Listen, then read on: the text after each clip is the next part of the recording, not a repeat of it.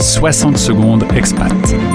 L'info de la mobilité internationale, présentée par Maxime Sidra. Partir vivre à l'étranger, on le sait, c'est une aventure, mais ce qu'on oublie souvent, c'est qu'il y a un autre voyage à gérer, le retour. Et avant de rentrer en France, il y a une étape essentielle, souvent sous-estimée, dire au revoir à son pays d'expatriation. Trop souvent, on bâcle les derniers jours, on court après les cartons, les démarches administratives et on zappe l'essentiel. Prendre le temps de dire au revoir à ce pays qui nous a accueillis, parfois pendant plusieurs années. La clé, selon les experts, c'est d'abord de marquer le coup émotionnellement. Refaire un tour de vos lieux préférés, organiser un dernier dîner avec vos amis locaux ou expatriés, prendre des photos, écrire quelques mots sur ce que vous avez vécu. Tout cela aide à donner du sens à la transition. Il est aussi important de préparer les enfants si vous en avez.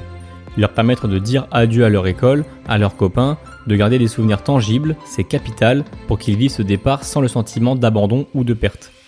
Et puis il y a les démarches concrètes à ne pas négliger, clôturer les abonnements, prévenir les autorités locales, penser à transférer ses comptes et surtout faire un check-up de santé avant de rentrer.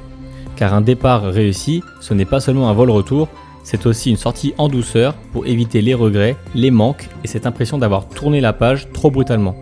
Alors avant de rentrer, posez-vous, ralentissez et surtout, prenez le temps de remercier ce bout de vie que vous laissez derrière vous.